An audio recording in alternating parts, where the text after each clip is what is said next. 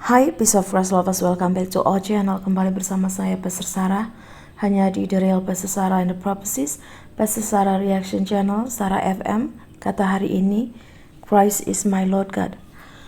Saudara, hari ini hari Selasa dan tadi malam saya mimpi. Saya bangun sekitar 4:30 jam 5-an gitu saudara ya. Dalam mimpi saya itu saya ada bersama dengan teman saudara ya di satu tempat gitu, dan kami di situ ada melakukan nyanyi-nyanyi gitu ya, nyanyi-nyanyi, terus ada beberapa aktivitas yang lain saudara, main gitar ya. Teman-teman saya perempuan dan ada juga laki-laki tentunya, tapi di ruangan yang lain, tetapi di satu seperti tempat ini seperti rumah ya gitu. Nah, jadi pada saat kami lagi menyanyi itu ya bersama dengan teman-teman saya ini, dan ada juga yang saudara saya tapi tidak ingat siapa ini, tapi dalam mimpi saya dia masih saudara saya ya. Tapi bangun dari mimpi saya lupa siapa saja di situ saudara ya. Tapi seingat saya sih bukan saudara kandung, bukan saudara sepupu, tapi dalam mimpi seperti saudara. Ya bisa jadi saudara seiman ya. Saya tidak tahu apakah ini bicara satu pelayanan juga. Tapi yang jelas dalam mimpi saya sangat kenal baik dengan orang-orang di dalam sini ya, dan seperti keluarga gitu. Nah, tiba-tiba ada satu orang di antara kami yang berteriak ya, mengatakan keluar, kalian harus menyaksikan semua ini, ayo direkam gitu, ada apa gitu. Saya pikir ya kejadian apa sampai seheboh itu, ada peperangan. Dia bilang, kalau peperangan kenapa keluar gitu. Ya keluar saja, keluar, ayo bangun. Semua bangun ya saudara. Dari yang cuma hanya rebah-rebahan saja terbangun, termasuk saya yang dari kamar bersama dengan teman saya yang main-main gitar gitu ya, nyanyi-nyanyi, keluar. Saya langsung ambil handphone saya untuk bersiap merekam gitu ya.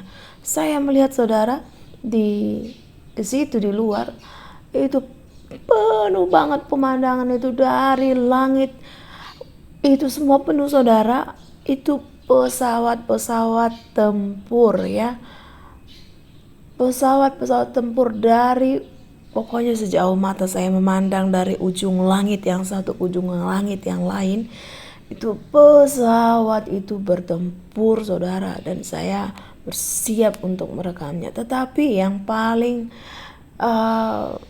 mengerikan lagi pada saat saya hendak merekam itu ya, ada gangguan di handphone saya. Saya pikir saya sudah merekam, ternyata belum ya. Ternyata di handphone saya ada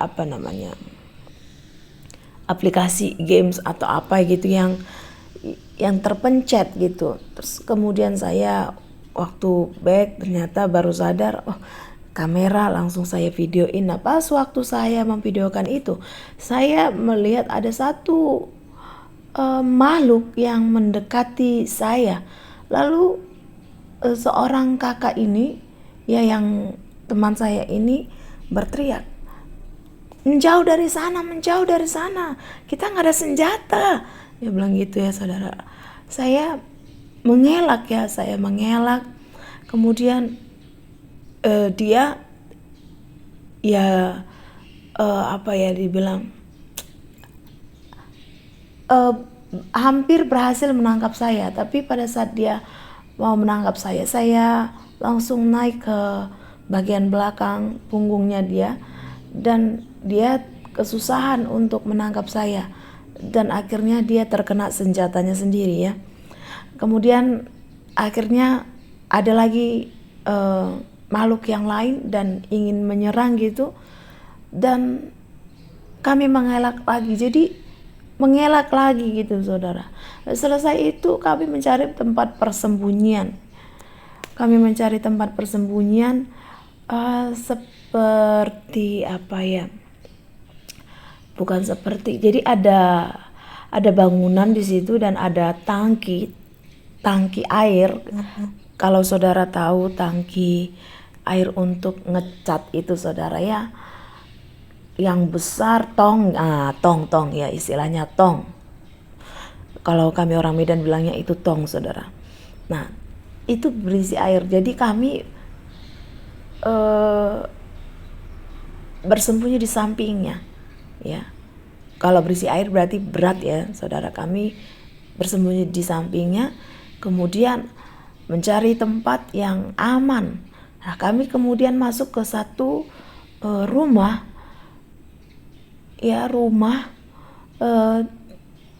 tapi masih dipakai, bukan rumah yang tidak dipakai ya, tetapi di situ ya masih ada kami juga ya. Kami masuk di situ, kemudian waktu itu kami semua beberapa dari kami ya, kami semua melakukan doa dan penyembahan ya. Ada yang doa, ada yang penyembahan. Nah pada saat itu ada yang berkata begini, coba ini, dia bilang begini, Sarah, ada yang pesan Tuhan buat kamu. Itu satu orang itu ada pesan Tuhan buat kamu. Dia mengatakan ada pesan Tuhan buat kamu. Ya, apa pesannya? Dia bilang, jangan kamu tidur, terjagalah gitu. Terus saya merasa dalam hati kayak nggak terima pada saat itu, karena dia bilang, aku melihatmu tertidur, aku melihatmu tidur. Tuhan bilang terjagalah itu. Ya makasih, saya bilang saya sudah mendapatkan pesan itu dari kemarin. Saya juga udah tahu pesan itu, karena waktu itu pun Tuhan sudah ngomong ke saya. Makasih ya, saya bilang begitu karena memang itu pernah Tuhan katakan tahun 2019 sebelum COVID itu ada ya. Pada saat Tuhan memberikan saya 3 kali mimpi yang berturut-turut ya, 3 kali dalam setahun itu, tetapi bukan tiap malam ya saudara. Mimpi saya itu waktu itu bulan 7, kemudian saya mimpi di bulan 10, kemudian saya mimpi di bulan 12 itu ya, 2019, tentang COVID dan kejadian yang akan terjadi di seluruh dunia dalam waktu dekat dan waktu panjang ya. Itu semuanya sudah saya sampaikan juga di YouTube itu ya, bahkan di channel saya di Kata Hari Ini juga masih ada pertinggal. Nah di situ memang Tuhan katakan, kenapa kau terlalu banyak tidur. Dia bilang, aku hendak menyampaikan banyak hal ya. Saya nggak perlu ulangi, saudara tonton aja videonya. Nah jadi saya pikir ya itu kan sudah pesan Tuhan waktu itu, kenapa disuruh saya terjaga lagi? Emangnya saya tidur gitu. Saya ada rasa nggak terima gitu ya dalam roh saya. Ya saya pikir gitu ya. Saya merasa tidak terima bahwa saya sudah kurang bangun apalagi gitu ya. Tapi pada saat saya bangun, saya sempat agak berargumen dengan Tuhan,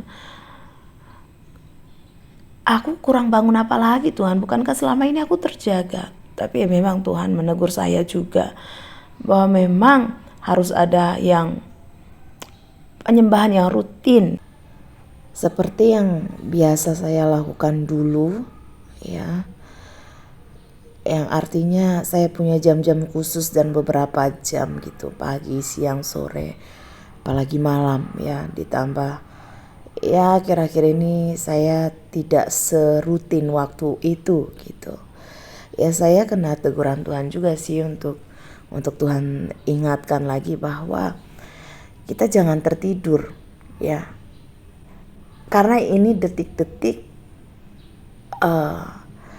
detik-detik hari Tuhan, detik-detik rapture, detik-detik di mana semuanya itu firman Tuhan, segala meterai itu dibukakan dan semua digenapi itu, ya. Dan pada saat saya bangun itu juga dan saya berdoa, Tuhan ingatkan saya tentang ayat ini, saudara. 1 Tesalonika 5 ayat 6, ya. Sebab itu baiklah jangan kita tidur seperti orang-orang lain, tetapi berjaga-jaga dan sadar. Tetapi kita yang adalah orang-orang siang, baiklah kita sadar, berbaju jirakan iman dan kasih, berketopongkan pengharapan keselamatan. Ya, jadi inilah yang Tuhan mau kita kenakan di hari-hari terakhir ini, saudara. Selengkap senjata Kristus, ya. Terutama pada saat siang, saat orang berperang, itu harus punya baju jirah, saudara. Baju jirahnya itu iman dan kasih.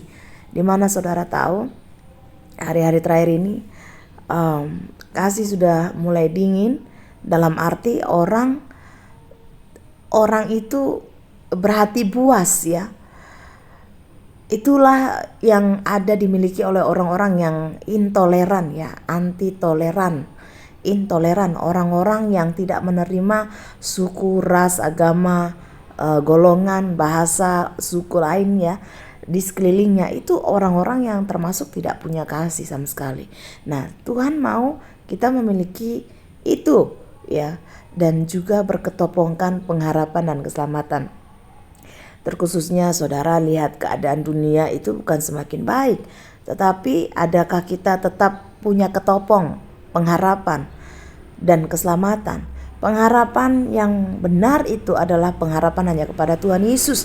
Karena berharap kepada manusia itu selalu mengecewakan, tapi kepada Tuhan Yesus itu tidak pernah mengecewakan. Dan keselamatan ini hanya di dalam Kristus, di luar Kristus itu kebinasaan. Orang atau yang lain boleh mengaku-ngaku sebagai Tuhan, tetapi Tuhan yang hanya Tuhan dan yang benar itu hanya Tuhan Yesus Kristus, dan hanya di dalam Dia keselamatan. Kalau saya jadi saudara, saya kalau membeli barang, saya hanya membeli yang ada garansinya. Supaya kalau rusak atau ada bermasalah, itu saya bisa menggantinya dengan yang baru dan dijamin kualitas dari barang itu. Begitu juga dengan keselamatan. Jika saya jadi saudara, saya akan memilih Tuhan yang menjamin saya, dan hanya Tuhan Yesus yang menjamin keselamatan kita. Jadi ini yang pernah saya sampaikan juga dalam mimpi saya sebelumnya, bahwa saat bencana kengerian besar itu terjadi, tidak ada yang terluput, saudara. Mau orang benar, orang berdosa, mau orang anak-anak Tuhan Yesus, ya, yang sungguh-sungguh dengan orang yang tidak mengenal Tuhan, itu semuanya tidak terluput. Tetapi satu yang membedakan, jikalaupun kita mati dalam bencana itu, tapi jika kita di dalam Kristus, kita diselamatkan, saudara, sekalipun mati di dunia, ya. Nah, ayat selanjutnya, karena Tuhan tidak menetapkan kita untuk ditimpa murka, tetapi untuk beroleh keselamatan oleh Yesus Kristus Tuhan kita, yang sudah mati untuk kita, supaya entah kita berjaga-jaga, entah kita tidur, kita hidup bersama-sama dengan Dia. Nah, inilah saudara, makanya saya katakan, bencana alam yang terjadi di depan mata saudara itu karena penghukuman Tuhan terhadap satu suku, satu bangsa, satu kelompok, yaitu orang yang tidak di dalam Tuhan, ya. Makanya saya bilang kayak ini penghukuman untuk orang-orang Muslim. Ya, itu benar, pedang Tuhan sedang diayunkan kepada mereka untuk menghabisi mereka yang tidak bertobat, ya. Tetapi perbedaannya ada antara orang di dalam Kristus dengan orang di luar Kristus. Orang di dalam Kristus itu tidak mengalami hukuman Tuhan, tidak mengalami pedang Tuhan. Kalaupun mati dalam bencana, kita diselamatkan, saudara, bersama dengan Kristus. Ini yang sudah mati untuk kita. Yesus itu, Tuhan, datang ke dunia menjadi manusia, sama seperti kita, untuk mati bagi kita, supaya kita itu terima keselamatan. Entah kita pada saat itu mengalami bencana saat kita tidur, atau kita berjaga-jaga, mau siang mau malam, kita tetap hidup bersama Kristus. Amin, saudara. Karena itu nasihati seorang akan yang lain dan saling membangunlah kamu seperti yang memang kamu lakukan. Inilah yang sedang saya lakukan. Inilah yang sedang saya sampaikan. Pesan Tuhan buat kita semua hari ini. Saya Peser Sarah, Tuhan Yesus memberkati.